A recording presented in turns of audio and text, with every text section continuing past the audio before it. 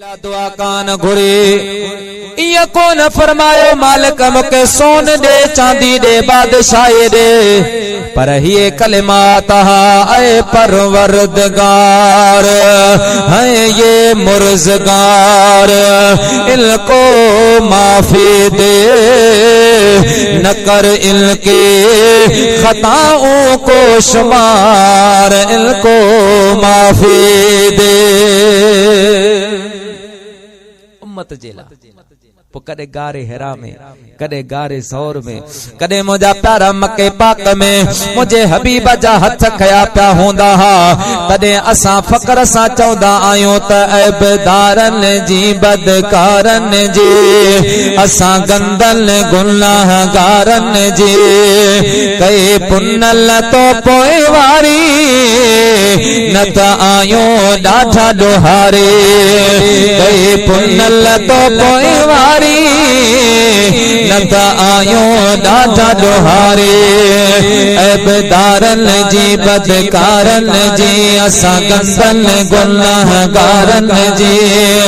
कई पुनल तो कोई वारी नता आयो दादा दोहारे कई पुनल तो कोई वारी नता आयो दादा दोहारे गारे हेरा मेरा क्यों रोए कयूं भलायो पुनल तो कयूं भलायो पुनल तो इयो रुवण तो जो ॾाढो रब खे वणियो इयो रुवण तो जो ॾाढो रब खे वणियो तॾहिं बख़्शींदो वियो भारी न त आयो ॾाढा ॾोहारी तॾहिं बख़्शींदो वियो भारी आयो ॾाढा ॾोहारी तो पे असां ते कहर पे आयो दुआऊं घुरी तो साईं मोटायो दुआऊं घुरी तो साईं मोटायो हथ रब दे खणी घुरी महर घणी कई सतार पंहिंजी सतारी नता आयो ॾाढा ॾोहारी कई सतार पंहिंजी सतारी नता आयो ॾाढा ॾोहारी सुभान अल्लाह हबीब जे करे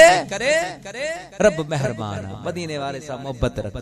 अही वो हबीबा के जो एहसान रखंदो ना हां दुरूद पढ़ंदा मुझे महबूब जे शान में इजाफो कोन थींदो सलात पढ़ंदा हबीबन जे शान में इजाफो कोन थींदो मुझे महबूब के रब एड़ो शान दिनो आ वरफाना लक जिक्र कराना तुझे जिक्र के में बुलंद करे छ जेके रब बुलंद करे तेके वाराणी इस्मालानी कुमाचा गोठ जो मुसलमान छा करे सगन पो केतरो बुलंद छो आ वो रब तो जाने या उन जो हबीब तो जाने असा जो सलात पढ़ो तो साईं छा था फरमाइन साईं फरमाता जो मां मुस्तफा ते दुरूद पढ़ंदो आ मां उन दुरूद जो जवाब उनके अता फरमाइंदो या सलाम जो जवाब दींदो हबीब एक मर्तबा चयो अलैकुम अस्सलाम तुझे मता सलामती हुजे तो वो सलामती साईं जन्नत पहुंची तो वजे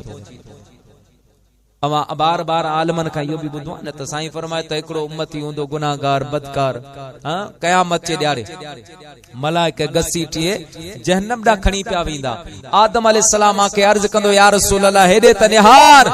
तुझे गुनाहगार के वठी पिया वञन साईं फरमानता मां इंदस अल्लाह के अर्ज मालिक तो मुखे चयो हो वल सौफ युती का रब्बुक फतरदा हबीब तो के एतरो नींदस तो राजी थी पोंदे ये मलाइका मुझे उम्मती के वठी पा वञन अल्लाह तबारक व तआला मलाइकन के फरमा दो मलाइको रुक जी पो जी मुझो मोहम्मद चवे ये करे छी जी मुझो हबीब फरमाए ये करो मलाइको रुक जी पोंदा साईं फरमादा छो पे वठी वञो अगर साईं गुनाहगार आ बदकार आ न नमाज न रोजो न हज न ज़कात न जिक्र अज़कार न खौफ खुदा न इश्क मुस्तफा कुछ भी ना है अमल नामो खाली आ साईं फरमादा दोबारा नाम अमाल जा दोबारा तोरियो मां ॾिसां मीज़ान में वरी अमल रखिया गुनाह घणा नेकियूं थोरी मदीने जो साईं पंहिंजी जेब मुबारक में हिकड़ी पर्ची कढी उन जे नेकिन वारे पल्ले में रखंदो त नेकियूं वधी वेंदियूं गुनाह हल्का थी पवंदा। ' ' मलाइका चौंदा हल जन्नत दे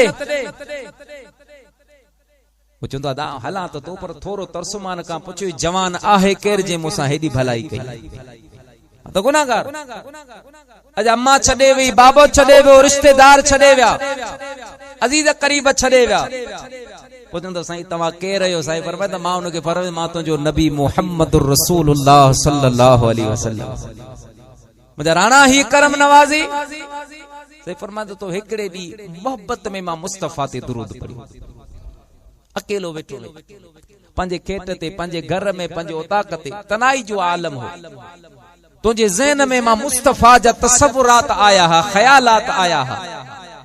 मोहब्बत में मस्त थी करे तो एड़ो दुरूद पढ़ियो हो जो तुझी अखिन मां लुड़क बची विया तो मां केडो गुनाहगार आहियां पर मुझो महबूब केडो शान वारो आ केडो करीम मुझो नबी आ केडो शफीक ऐं मेहरबान मुझो नबी आ जे मुझे करे दुख डिठा तकलीफूं डिठियूं अल्लाह जे हबीब पाक सल्लल्लाहु अलैहि वसल्लम के रब जडे नबूवत पियो दे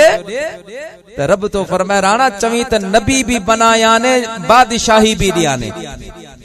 बादशाह भी थी नबी भी थी चवी त नबूवत दिया ने फकीरी गुरबत दिया मुझे महबूब करीम अर्ज कयो मुझा मालिक मुखे बादशाही नथी खपे नबूवत तुंहिंजी इनायत आहे मुखे गुरबत अता फरमा फकीरी अता फरमा साहबा कराम अर्ज कराना बादशाही घुरी वठो हा मुझे महबूब फरमायो बादशाही शेवो मां मुस्तफा जो ना मता को आखिरी जमाने में जड़े गुरबत जो जमानो हुजे मुझे के गरीब उम्मती के केर तानो दे तो गरीब ही तो वट का शय काने का दुनियादारन के ताना दींदा तो वे चवंदा गुरबत असांजे महबूब मदीने वारे मीर जो पेशो आ अल्लाह जे हबीब के गुरबत पसंद आ अल्लाह जे हबीब पाक सल्लल्लाहु अलैहि वसल्लम के गुरबत पसंद आ ये तसव्वुरात रखी तो दुरूद पढ़या हा अखिन मां रुड़का ची विया वो तुंहिंजो दुरूद मां मुस्तफा वट अमानत हो जेका मां अज तोखे मोटाए दिनी आ रब तोखे उन जे करे जन्नत ॾेई छॾी अरे जो जन्नत में पियो वेंदो त दिल में पियो चवंदो अज तार मां बेड़ो तरो मुहिंजा मिठा तुहिंजे घरे अज तार मां बेड़ो तरो मुहिंजा मिठा तुहिंजे घरे कमदर दरिया वारो वरो मुहिंजा मिठा तुझे करे अज तार मां बेड़ो तरियो अल्लाह जो महबूब के जो एहसान न रखंदो ओ मुंजा प्यारा दोस्त ॿुध रखो आखिरी गाल तुझी खिदमत में अर्ज करा हिंदुस्तान जो रहा को गैर मुस्लिम वाणियो आ रतन हुन जो नालो आ वडो ताजर आ वडो वापारी आ मक्के पाक में तिजारत करण वने मक्के मां सामान खणी हिंदुस्तान अचे हिंदुस्तान मां सामान खणी मक्के पाक वने मुंजा प्यारा दोस्त ॿुध रखो उते खपाईंदो आहे एड़ी तरह पंहिंजे जिंदगी जो गुज़र सफर कंदो आ हिकड़े ॾारे इहो रतन वाणियो मक्के पाक जी बाजार में वियो आ बरसात जे मौसम आ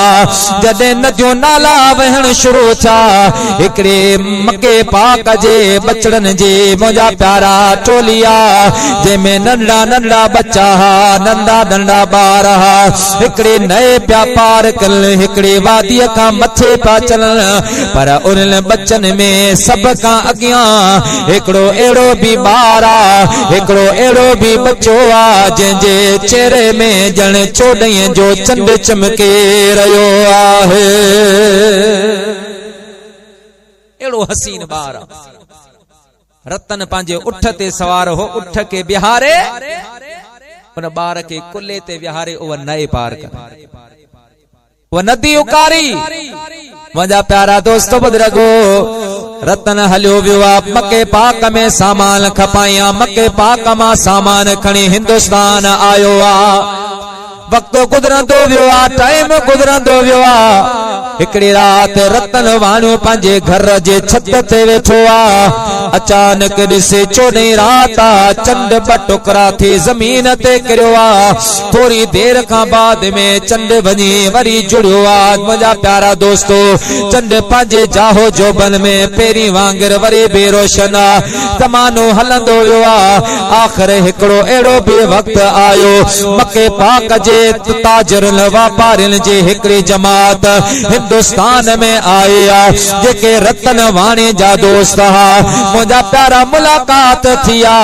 ऐं रतन वाणियो उन्हनि खां हालात पुछण लॻो आ। अदा मां त काफ़ी टाइम थी वियो आ, मके पाक में कोन आयो आहियां। अवां अहवाल ॾियो, मके में छा पियो वहे, छा पियो वापरे, मके में कहिड़ी तब्दीली आई आ, मके में कहिड़ी तरमीम थी आ। त उहे वापारी चवनि पिया, ओ रतन ॿी त का शइ नई कान्हे का, पर हिकिड़ो अहिड़ो महबूब मके में आयो आ, जंहिंजे चेहरे में 14 जो चंड चमके रहियो आ। हीअं इशारो तो करे त वण पिया हलनि, हीअं इशारो पियो करे त मुर्दा पिया ज़िंदा थियनि, इशारो पियो करे त पत्थर पिया सलाम पढ़नि। ओ रतन ॿियो त सभु पंहिंजी जा, हबीब इशारो तो करे त चंड बि ब टुकड़ा थी थो पवे। सुभान अल्लाह। इशारो तो करे चंड बि ब टुकड़ा। रतन वाणी चयो, अच्छा,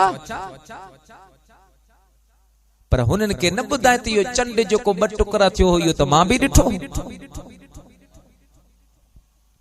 दिल में मुंहिंजा प्यारा शौक़ जागियो आ, मके वञणो आ, उन महबूब करीम सल्लल्लाहु अलैहि वसल्लम जो दीदार करणो आ। मुंहिंजा प्यारा दोस्त बुजुर्गो, हबीबल करीम सल्लल्लाहु अलैहि वसल्लम जे पर पुट मोहब्बत जागे पया। रतन वाणी पंहिंजा उठ तैयार कया, सफ़र जी तैयारी कया। फजर मुंहिंजा प्यारा तुलो थिया। रतन वाणियो मके पाक जो राही छुआ, मके जो मुसाफ़िर छुआ, हलंदे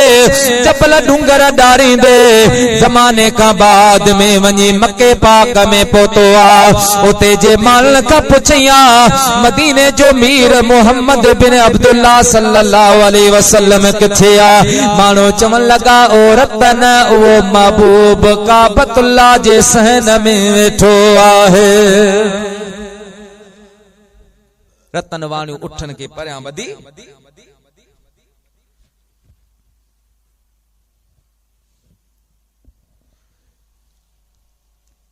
उठन के परियां वधी आयो मके पाक जे हरम काबा। अचे तो मुंहिंजा महबूब करीम हरम शरीफ जे सहन में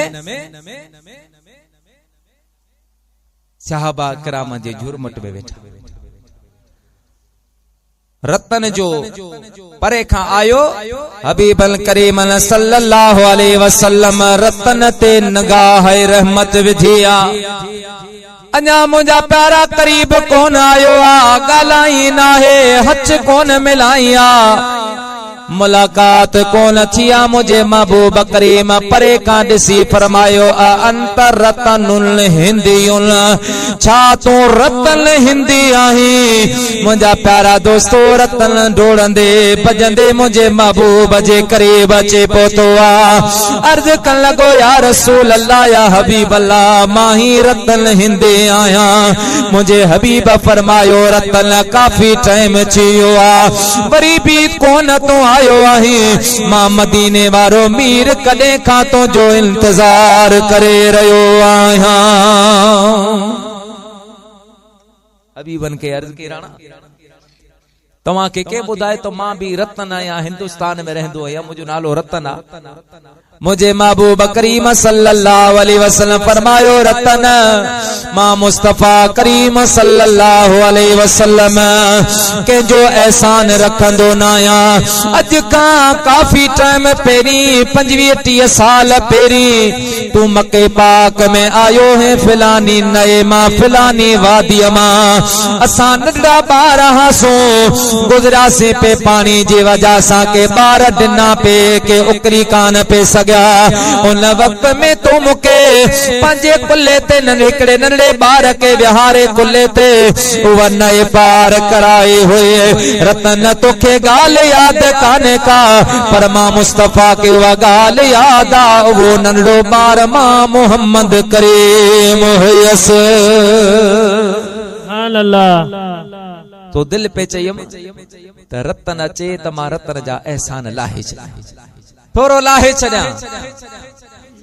रतन अर्ज कयो राणा गाल एड़ी कई थी जो मां रतन जी दिल जीते वरती थी पेरन ते करे अर्ज पियो करे राणा अवां जा आशिक हजार आहिल असां जे यारे कबूल फैसला अवां जा आशिक हजार आहिल असां जे यारे कबूल फैसला असल का आया अहां बानी ये बंदी बेकारे कबूल फैसला उदास अखिल सवा तो सुना अना तबे डिठो ही ना है झुरे झुजे आए सड़े तिस कमे ये दिल बेचारे कबूल फैसला अवां जा आशिक हजार आहिल असां जे यारे कबूल फैसला सुभान अल्लाह हबीब जी कदमन ते किरी मुझे महबूब जो हमेशा गुलाम बन जीवा मुझा प्यारा दोस्तों वो महबूब नबी के जो एहसान रखंदो ना है असां उन महबूब जा गुनाहगार जरूर आहियूं लेकिन एक मर्तबा मुझे हबीब पंजे सहाबा करामन के फरमायो तो मुझा गुलामो मुबारक बाद जा हकदार उवे मुझा भाइर आहिन जेके मां मुस्तफा ते ईमान आनी असाबन अर्ज कयो या रसूल अल्लाह या हबीब अल्लाह असां बे तवां जा भाइर आहियूं असां मुबारकबाद जा मुस्तहक ऐं हकदार आहियूं मुझे हबीब करीम सल्लल्लाहु अलैहि वसल्लम फरमायो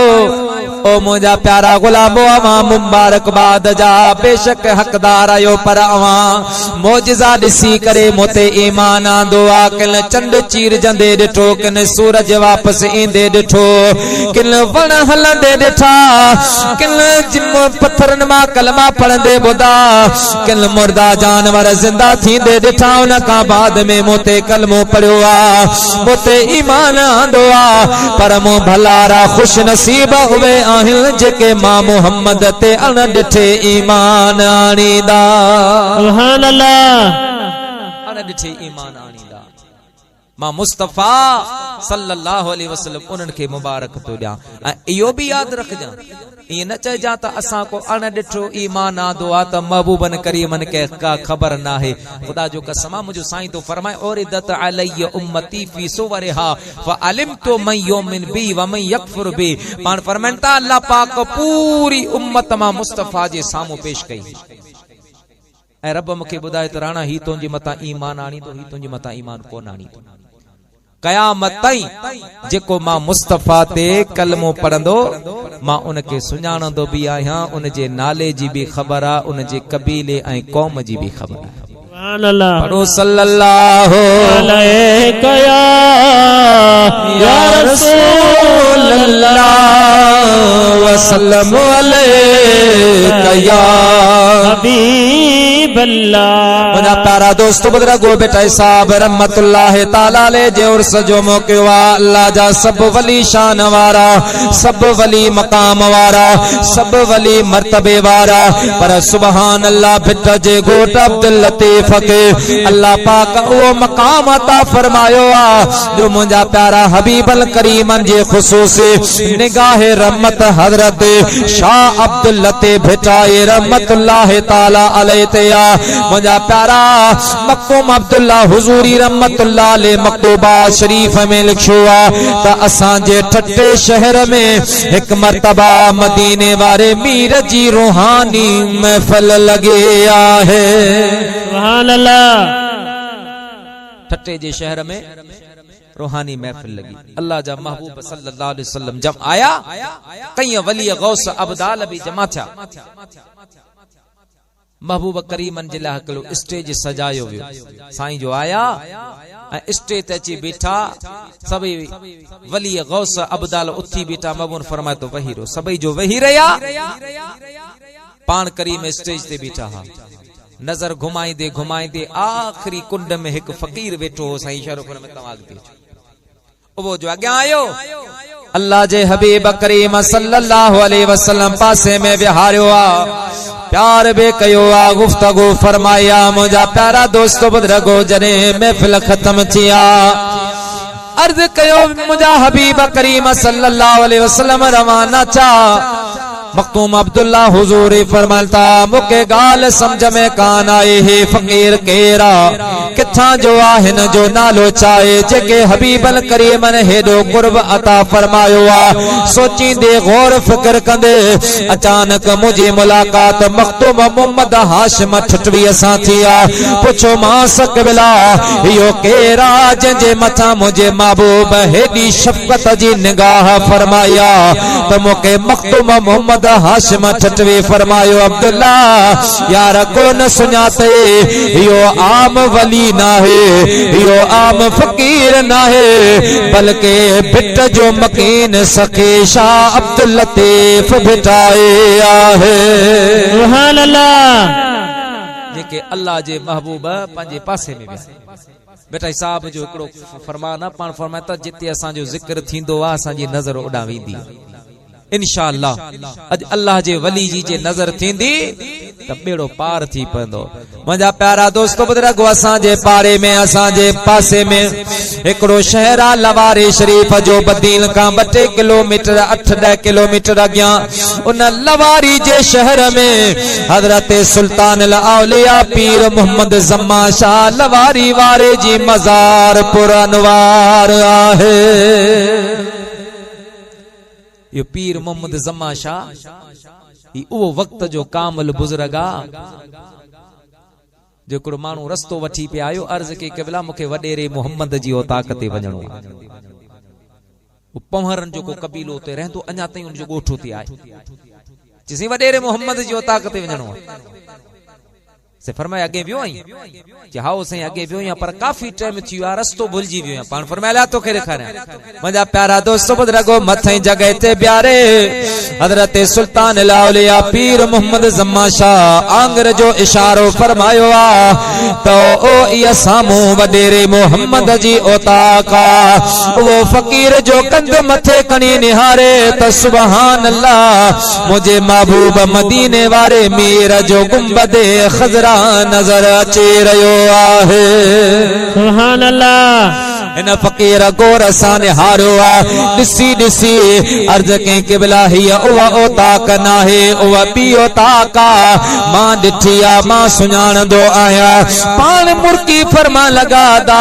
असांजो त वॾेरो मोहम्मद इहो आ, तुंहिंजो वॾेरो मोहम्मद को अञा ॿियो हूंदो।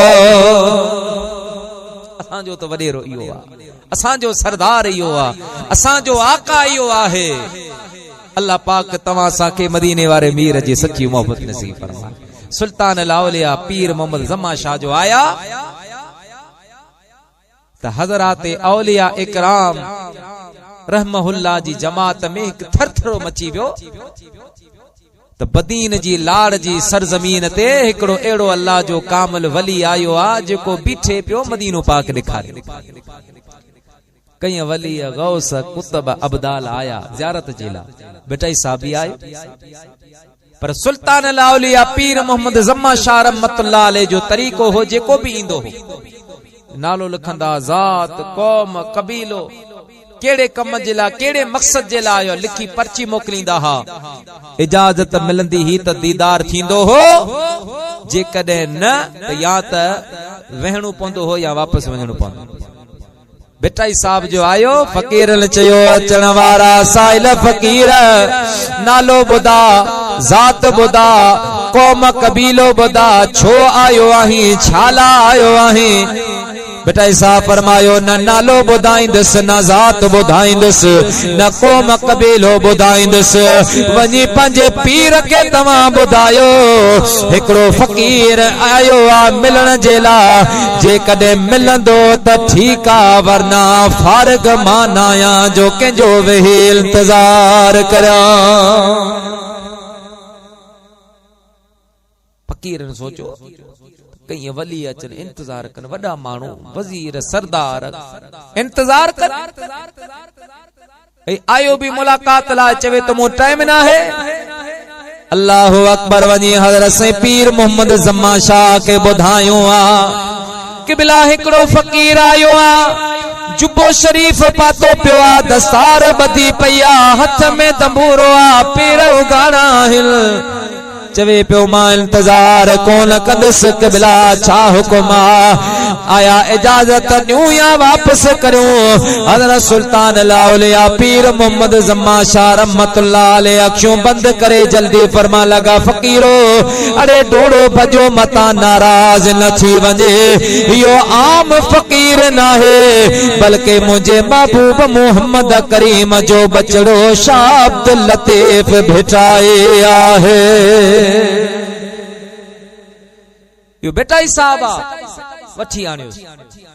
असुर नमाज विची नमाज जो टाइम थियो फकीर बेटा साहबा के मिनथो करे साईं जी घर हवेली शरीफ में वठी आए हवेली में व्या असर उते पढ़ी मगरब उते पढ़ी इशा उते पढ़ी फजर नमाज भी उते पढ़ी फजर का बाद जो बेटा साहब बाहर निकतो फकीर आया अब्दुल लतीफ असा जे मुर्शिद सा तो मुलाकात कया भला दे खबर असा जो पीर कामिल आहे या न अल्लाह अल्लाह बेटा साहब रहमतुल्लाह अलैहि फरमायो अदा मां केड़ियों न जो वसमो बयान करया मां त तवा के चवा तो त कुत्तो थी गुजार वनी दर दोस्त जे कल वढील तब कुछ जकी लगे पर कुत्याने पार को सुबह वीदा शिकार मन वठी नियन पान से रया अठे रात सुबह भी दई साझरे लुआ लुआ मंजिल तेफ चे कर इलन जे तात या जोगिन संदी जात बेफेरे भाग मिले बेटा साहब रहमतुल्लाह अलैहि ओ इया बेत पढ़ंदे मुझा प्यारा दस दींदे रवानो छुआ फकीर जो पुछा मोटी आया अचे सुल्तान औलिया पीर मोहम्मद जम्मा शाह का पुछुआ क़िबला अब्दुल लतीफ एडो को कामिला जिंजो नालो बुझी अवा छिरक भरे वेही रया अवा जल्दी घुरायो आ जो खबर अब्दुल लतीफ जो मकाम चाहे त पान फरमाइंदा हा अदा वह वनी वट तिल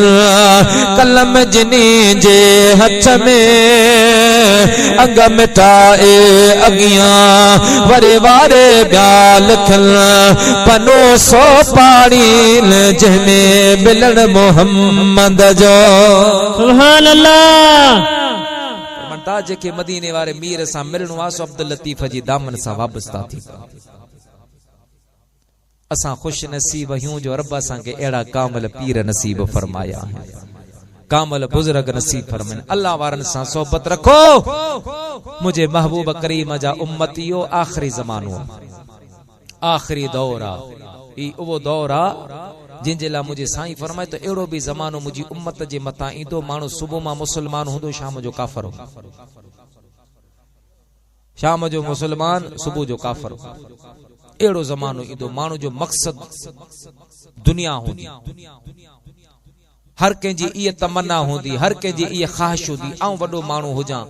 आऊं हर के जो मंजूरे नजर हो जा मानो मुझी इज्जत कन मानो मुझे सामो झुकन मानो मुखे साई साई कन आखिरत जी केखे भी फिक्र न होंदी रिश्तेदारन मा रिश्ता खत्म थी विंदा पाड़े वारन मा पाड़े जो एहसास खत्म थी विंदो भाइरन मा भाईपी खत्म थी विंदी खून मा एहसास खत्म थी विंदो ई जमानो हली रहियो पर इन पुरफितना दौर में मुझे महबूब करीम सल्लल्लाहु अलैहि वसल्लम फरमायो जेको के पाड़े सिरे जी तकलीफ ते सब्र करे वो कयामत जे ॾियारे मां मुस्तफा सां ईअं गॾु हूंदो जीअं हथ जूं ॿ आङिरियूं गॾु। ईअं न हुजे त हुन हिकिड़ी गार ॾिनी तूं 14 गारियूं ॾेई छॾी।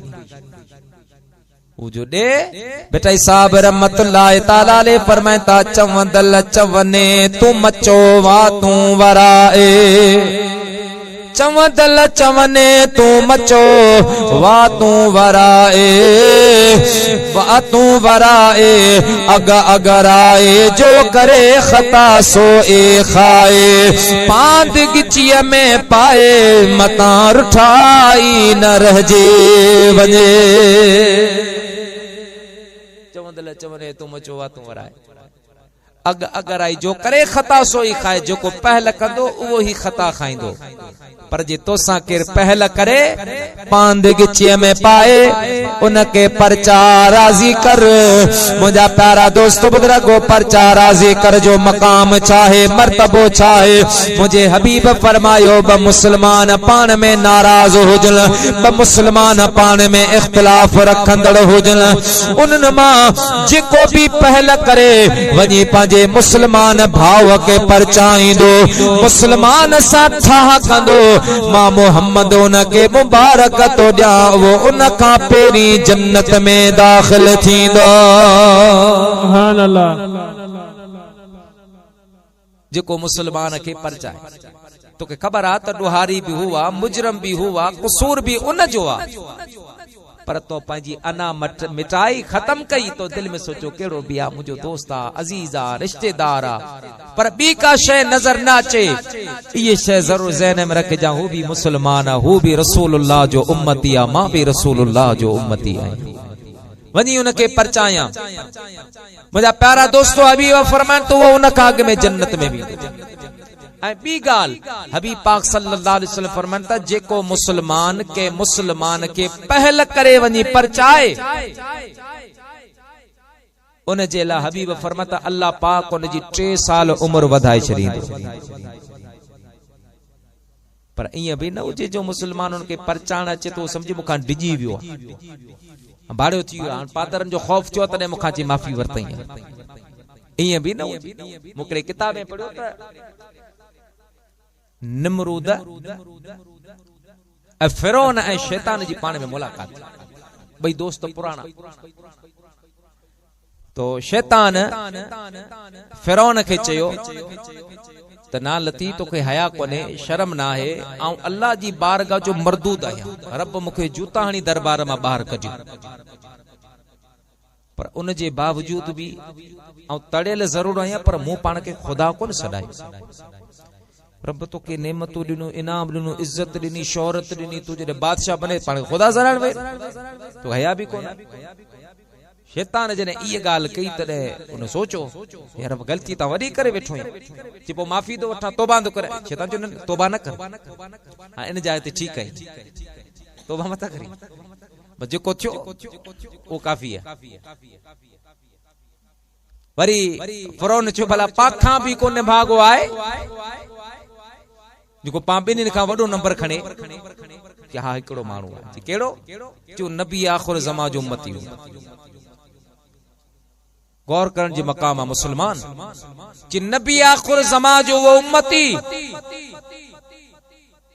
जेका को मुसलमान डोह माफ कराना अचे वो उनके माफ न करे वो तोखा मुखा भी वधिक तबाह ए बर्बादी जे रस्ते ते अल्लाह पाक तवा साके रसूलुल्लाह सल्लल्लाहु अलैहि वसल्लम जे शरीयत पाक ते हलन जी तौफीक अता फरमाए मुसलमानो हजरत सैयदना अली उल मुर्तदा शेर खुदा रदी अल्लाह ताला अनु जो फरमाना तो कसूर माफ कंदा करो जो को कसूर माफ करे माफ कंदो अल्लाह तबारक व ताला उनके दुनिया में भी इज्जत अता फरमाइंदो तो कयामत जे ॾियारे भी रब उनके इज्जत अता फरमाइंदो भले उन जुल्म कयो आहे तव्हां खां जेकॾहिं माफ़ी घुरे तव्हांखे ख़बर आहे मूं ते ज़ुल्म बि कया वरी जे माफ़ी घुरे पियो तव्हांखे माफ़ करे छॾियो ऐं जेको ज़ुल्म कंदो अज़ुल्म ज़ुल्मातुन यौमल क़ियाम साईं मदीने जो साईं तो फरमाए त ज़ुल्म क़यामत जे ॾियारे अंधेरे जी सूरत में हूंदो ऐं हज़रत अली साईं फरमाता मां पूरी ज़िंदगी तलाश कंदे कंदे ॿ माण्हू ॻोल्हिया मूंखे नज़र न आया पुछियो वियो साईं कहिड़ा पाण फरमाइनि त हिकिड़ो उहो माण्हू जंहिं राह ख़ुदा में ख़ैरात कई हुजे उहो ग़रीब थी वियो हुजे मूंखे नज़र न आयो जंहिं जेतिरी ख़ैरात कई अल्लाह उनखे ओतिरो वधाए छॾियो ओतिरो वधाए छॾियो हज़रत मूसा अलैहिस्सलातु वस्सलाम जे ज़माने में हिकिड़ो शख़्स हो सुबुह मां खाए त शाम जो खाधो न आहे राशन आहे शाम जो खाए त सुबुह मां न सूरनि जी ज़िंदगी मजदूरी ते वञे किथां मजदूरी न मिले अची बेज़ार थियो हज़रत मूसा अलैहिस्सलातु वस्सलाम खे जी के अल्लाह पाक जी बारगाह में महिरबानी करे वधीक न आउं नथो चा बंगला ठारायां टाइम जी मानी त फज़ीलत सां मिले ऐं हिकिड़ी मानी लाइ परेशान हज़रत मूसा अलैहिस्सलातु वस्सलाम अल्लाह जी बारगाह में वियो अर्ज़ के मालिक फिलान अर्ज़ के अल्लाह पाक फरमाए त मूसा कलीमुल्लाह जी उम्र 100 साल आहे इन जो रिज़्क जेको आहे हिकिड़ी बोरी कणक जी हिकिड़ी बोरी आहे ये 100 साल थी हलाइणी मां मुक़दर में लिखियो इहो मां रब मर्ज़ी जो मालिक आहियां मूंखां केरु पुछण वारो न आहे बस ईअं सिस्टम हलंदो न को दुआ कम अचे न दवा कम अचे हज़रत मूसा अलैहिस्सलाम मोटी आयो चबा तुंहिंजी 100 साल ज़िंदगी आहे तुंहिंजी रोज़ी जेका हिकिड़ी बोरी कणक जी आहे कि अच्छा कि बिला पोइ अल्लाह के चो त हिकिड़ी बोरी हेकां दी ॾी छॾे पोइ पुठियां ॾिसंदासीं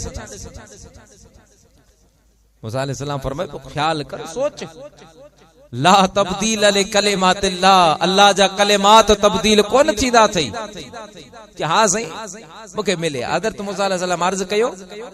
अल्लाह पाक उनखे हिकां दी बोरी कणक जी ॾिनी ज़मानो गुज़री वियो 60-70 साल खां बाद में मूसा अलैहिस्सलाम अचे त हमारा जा माल रिढूं मेयूं उठ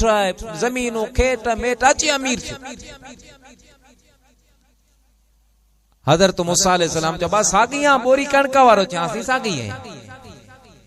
अल्लाह के अर्ज़ की मालिक ही छा मूंखे तो इरशाद फरमायो त हिकिड़ी बोरी कणक जी पोइ बुखन मरंदो ऐं ॾिसी आया खेत बाग माल घर बंगला हमारा खुश लॻो पियो अल्लाह ताला जी ज़ात फरमाए मूसा कलीमुल्लाह ये मुंहिंजो समझदार बानो आहे इन जो रिज़्क मां रब हिकु बोरी रखी ही पोइ न चयो मूंखे हिकां दी मिले हुन अधु बोरी खाधी हुई अधु बोरी मूं रब जे नाले ते कुर्बान करे छॾी ख़ैरात करे छॾी पोइ मूं रब जो वाइदो आहे जेको दुनिया में 1 रुपयो ख़ैरात कंदो आहे मां रब उनखे 10 दर्जा दुनिया में 70 दर्जा आख़िरत में अता फरमाईंदो आहियां उन हिकु बोरी जे बदिले मां रब उनखे 10 बोरियूं अता फरमाईंदो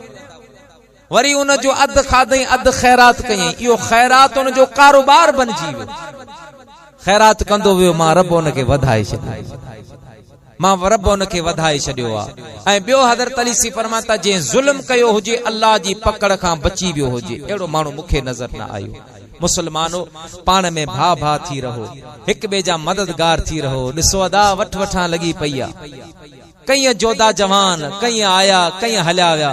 हिकड़े ॾियारे तोखे मूंखे भी हीअ दुनिया छॾणी आहे तोखे मूंखे भी हिन दुनिया खे मुंहिंजा प्यारा दोस्त बुज़ुर्गो अलविदा करणो आहे अहिड़ा राज राणा हलिया विया जिन के सारे अज बे दिल पे चौंदी आ त है हितां लडड़ो खणी लालण लॾींदा पिया वञल प्यारा पिरी नाता छिन्यो पाड़ो छॾींदा पिया वञल है हितां लॾड़ो खणी लालण लॾींदा पिया वञल प्यारा पिरी नाता छिन्यो पाड़ो छॾींदा पिया वञल कालहा जेकी कथे हिन वक्त कोनन से ते कालहा जेकी कथे हिन वक्त कोनन से ते सदमा संदल हिन साखे ईंदा कपींदा पिया वञल प्यारा पिरी नाता छिनो पाड़ो छॾींदा पिया वञल हाय हाय हितां लॾड़ो खणी लालण लॾींदा पिया वञल प्यारा पिरी नाता छिनो पाड़ो छॾींदा पिया वञल दिल मूं अञा ठारी न हुई दिल जो सिको दिल में रहियो दिल मूं अञा ठारी न हुई दिल जोर थो दिल में रहियो सदमा संदल लसाखे ईंदा कपींदा पिया वञल प्यारा पिरी नाता छिनो पाड़ो छॾींदा पिया वञल अहिड़ा बि जवान हलिया विया जिनजो मौत अञा ताईं दिल नथी मञे तस्लीम करण जे लाइ हथनि सां दफ़न बि करे आया आहियूं पर वेंदे वेंदे ख्याल पियो अचे भला न त ज़िंदा आहे ज़ैन कबूल करण जे लाइ तयार न आहे अहिड़ा जवान बि जहान छॾे विया मुस्लमान हिकड़ी तोखे मूंखे बि हलणो आहे उन सफर जी तैयारी कर मदीने वारे मीर सां ताल्लुक रख अल्लाह वारन जो सोहबती थी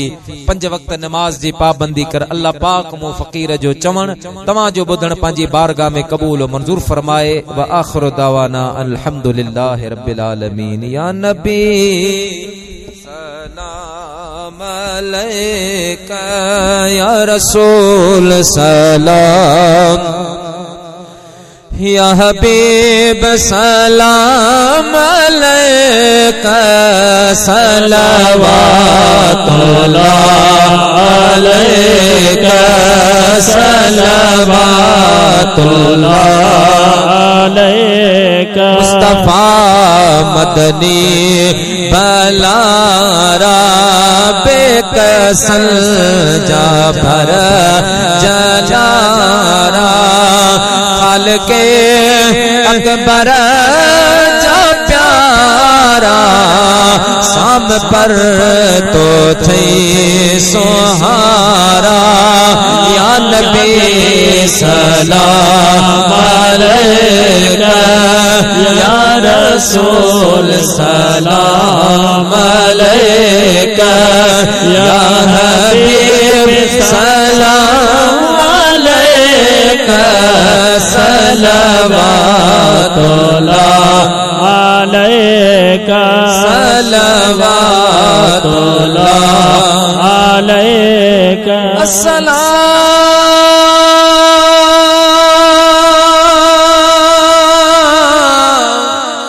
ऐ सब्ज़ गुंबज़ जामकी अस्सलाम या रहमतल लिल